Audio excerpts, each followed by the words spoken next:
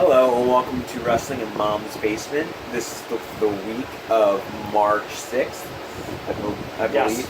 March 6th. I, of course, am Patrick Young. This guy to my right just corrected me, and his motto is White Straps for Life, Joe Venuto. This is our 205 NXT, the reviews for the week of March 5th.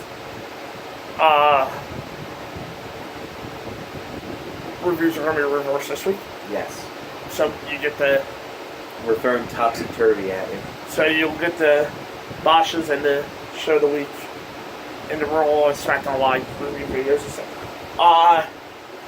Two I Live Pixel with Drew Gulak kind of pretty much promo. Says he has no PowerPoints to give and has to focus on Andrews. But we match Drew Gulak versus Mark Andrews. Gulak locked in a Dragon Sleeper and Mark Andrews tapped after I think it was a 15-minute match or yeah. was that time? Was that time here? I am digging Gulak's new, I guess, anger. That whole aspect of his character. I still do miss the make 205 Live better. I think they could have kept that around. I don't think the change is necessarily necessary. But I think he's doing a good job with what they're giving him regardless. And I thought the match was really good. I'll actually say this one was the better match of 205 Live. I just thought there was a bit more story to it. And I thought both guys did a much better job than probably the other tournament match in the show. The other tournament match is good, I'll get to that later, but I thought this one was the better one. This is my match of the week. This is a very good match. They work the Clash in styles well and continuing to do backline like Gulak. I seriously don't have to keep somebody on this thing. I'll backline. No nonsense items, Drew Gulak kicks ass.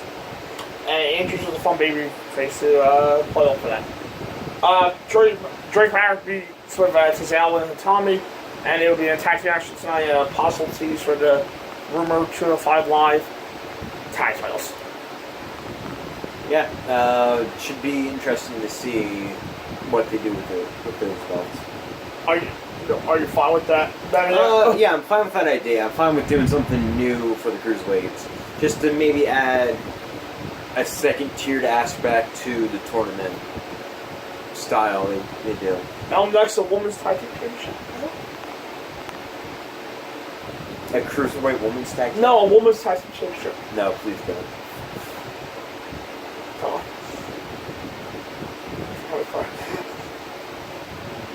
Sorry. But a woman's tag team. They can play a woman though. There's like 5 times the ones on the show. Mustafa Ali come out on tonight's match with Buddy Murphy. Up next, it's Tommy versus and Tozawa versus 2 guys. Tozawa went on top and hit the senton, and that was that. And 2 minutes and 50 seconds. Yeah, it was a squash match. It's interesting to see Tozawa and Hideo together, so I'm excited about that future.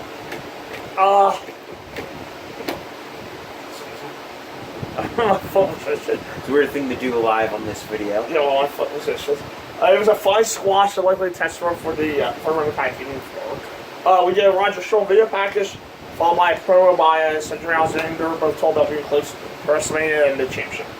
And in the main event, Buddy Murphy versus Mustafa Ali. Murphy's arm was giving him issues, and he couldn't hit his finish, so Ali cradled him for the win in 11 minutes and 10 seconds. Again, I thought the first one was the better one. The first tournament match on the show was better than this one. This was still pretty good. I did like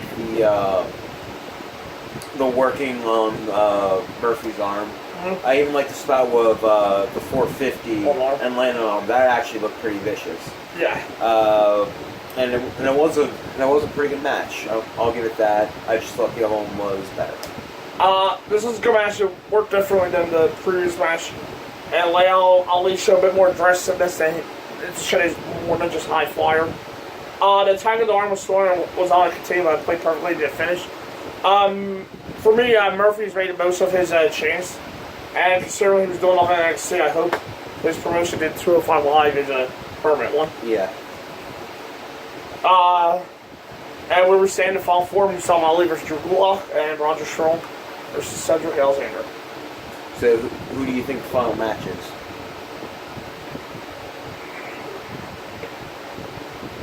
These were the four I thought we were going to make. Yeah.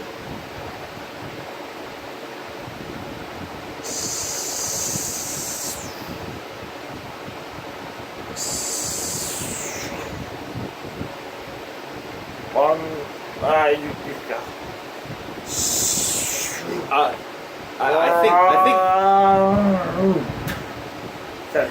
I think the obvious pick when this tournament started would probably be Cedric and Gulak. They're probably still the front runners, but I wouldn't doubt Roderick Strong being added into there. I am leaning toward Cedric a bit more. If you probably held a gun to my head, I probably would say Cedric and Gulak. But for some reason, I have a feeling for, I guess, more of a surprise and more of more showing off as a permanent call-up to 205 Live, I can see Roderick Strong being added there. But again, it's a little difficult to say. I know I posed that question to Joe, but if he held a gun to my head, probably Cedric and Gulak.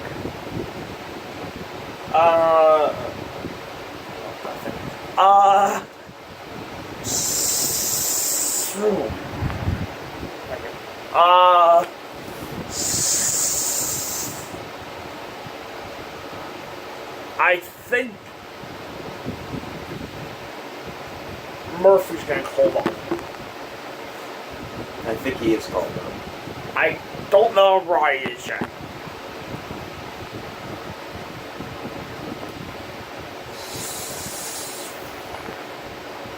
Cedric?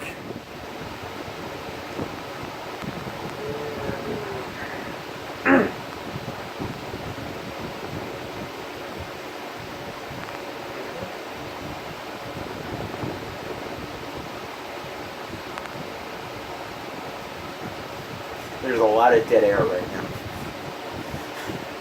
It's a tough one. Cedric and... Oh, so you think it's more like Murphy being there than there's Roddy? No. I'm just saying Murphy's going to call up because I think Roddy's worth the take over. So Okay. that's all. And this was really Cedric's championship. That's true. That's why. Cedric and Mustafa. Okay. Anybody want a high flying match? Wait, why was I thinking Murphy? We don't know. Mustafa won the match. Correct. I'm sorry, Mustafa. Yeah. Okay. Excuse him. He thinks everybody looks the same. Yes. The white guy and the Arabic guy look exactly the same. Damn, talk about race. I was just thinking about the Chicagoan and the guy from Australia. Oh my god. Who are they? I'm sorry we offended anybody from Chicago or Australia. Or any white or Arabic. Oh my god. Overall 205 Live. Delivered an all good episode. Shut up, Cracker.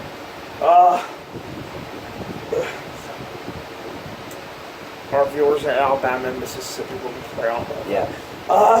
As the Cruiserweight title tournament continued, with two more quality outings, I mean, I can't fault here. I just can't believe how he went for the race How car. insensitive that was, I know. Yeah, How on top- racially insensitive that was. On top of that, they are seemingly setting the stage for the Rumor titles. Yes. When Tommy and Tozawa and the already established Lucha House party of Kalisto, Dorado, and Graham. Yeah. Move on to NXT.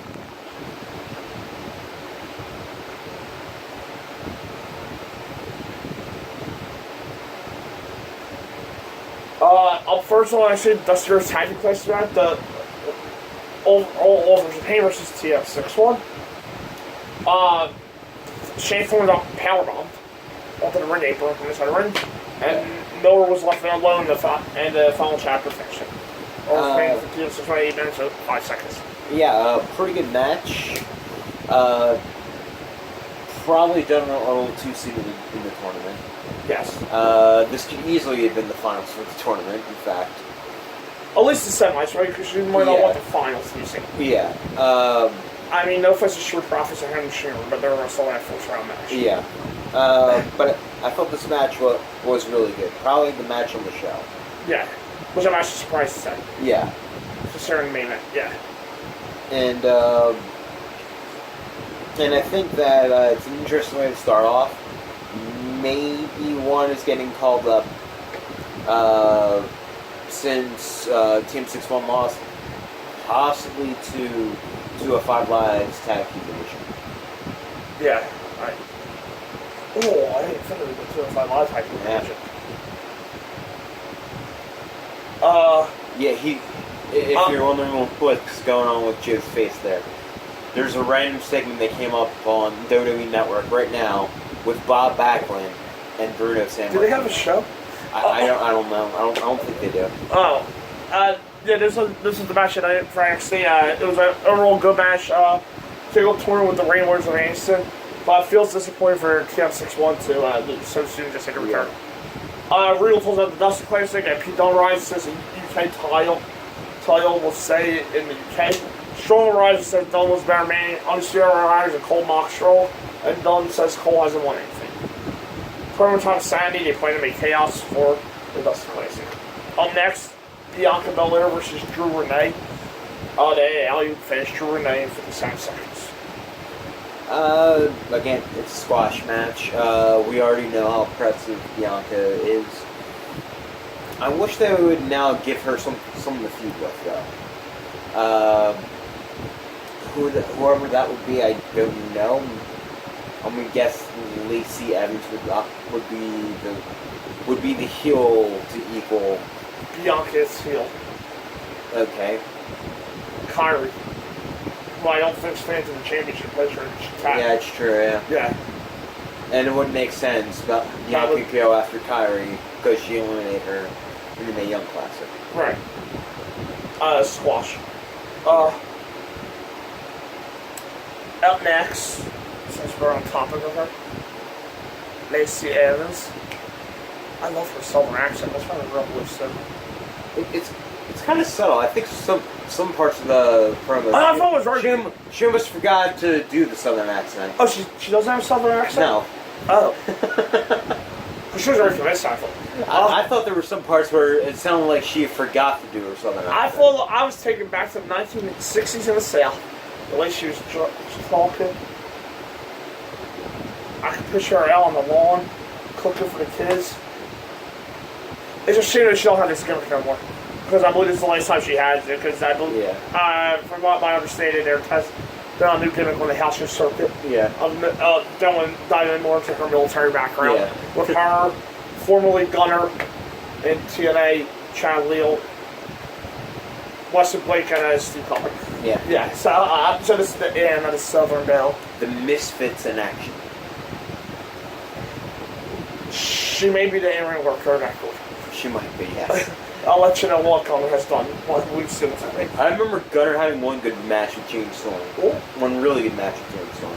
Other than that, he wasn't bad, but he wasn't necessarily interesting. Great. She looked good on a military ring. That's hard to say. She's facing the Khan next week. And then while she was talking about Shayna Baszler, Shayna came up, and Lacey was gone. And then Shayna arrived and said Moon is afraid of her and is an unflamed champion. Heather Bashir was working on from a Dusty Classic, some mistakes. Yeah, something about beef. Beef, yeah. Lady Beef, if you're listening, that was for you. A friend of ours that is a lady who likes beef. Moving on, Tommaso Ciampa arrives. He makes his way to the ring and the crowd hates him. Ciampa, Gargano, Ciampa steers as crushed to boos. Every time he tries to tilt the crowd, boos at him. More chance for Gargano, so Ciampa sees leaving. He then decides to leave, staring at the crowd. He gets the lead chances, he slowly walks out. He grabs the Gargano sign from a fan, works out, and beats on with the crush. The crowd gets a chance for Gargano, listen to the display of Ciampa. Promo of the week. Yes. Not a word was spoken, but it spoke volumes. It's probably the only competitor would be Ronda, Angle, Triple H, and Stephanie. Yeah. Their stuff is really cool, but I think this stuff speaks volumes much more. The feud's already more personal than practically anything WWE has ever done. But it just adds to the moment that the crowd's just booing and feeding straight into it and making it work perfectly. What he said. That was so eloquently perfect. I don't understand. He was still trying to figure out what conversations with Bruno and Bob were. I'm really interested. Maybe some matches for Guard Network. There is that one time, however, Bruno did do something interesting with us. There was the one time you met Bob, and he handed out us business cards. Yes. With advertisement for his book and his booking information. I don't go for it. Yeah, I think I still have it too. I'm sorry. I don't know, it's in my wallet. And my old wallet, yeah. The main event, Aleister Black versus Killer Dane. Black found the Ulcer. Yeah, Black found the Ulcer plantation and hit the Black Mass for the win. I did think it was really good. I just think it was sort of tame for what I expected from this match. Yeah. Maybe it's more or less my expectations for what this match could be were so high that it didn't actually necessarily fill out the way I saw it going. Mm-hmm. Maybe if it was a takeover match where they were allowed to go off a little bit more, right? I think it would be a great matchup still, but I don't think this match fulfilled my expectations. Yeah, it's still a good match though. It was a pretty good main event. But a bit disappointed past that because I really anticipated more a brisker pace and a violent ad. Yes. That's what I'm looking for. The crowd also was old man, so for some reason, which also hurts the atmosphere fell flat. Yeah. Next week, NXT Evans versus Dakota Kai. Let's go Dakota. No, I like Lacey, but it's Dakota. Yeah. She beats someone beat apart. UK champion Pete Dunne versus Adam Cole. Adam Cole, baby! Dusty Classic Saturday versus Molson Sabatelli. And Dusty Classic Street Profits versus Heavy Machinery for that's the first round match for some reason. NXT was a rock solid show this week. Yes, it was. Set a full card for next week, and then also simply Lock in Black as Almas' next challenger. Yes. That'll do it. That'll do it for the 205 series. Again, special thanks to 401 Wrestling for your reviews. Yes. We'll be back Sunday with our reviews of Raw and SmackDown Live and the winners of the week. I won't give you mine now, but some of us hasn't seen SmackDown yet. Even though it's not me. Someone else want Carmella to win the Women's Championship. What can I say? Some of us are just having a strange week. That's all I can do. I, for one, there's someone breaking into the house as I speak. I, for one, am having a happy week now because ding dong, the wish is dead. That's all I'm saying. All right, I will see you next Sunday. See you Sunday.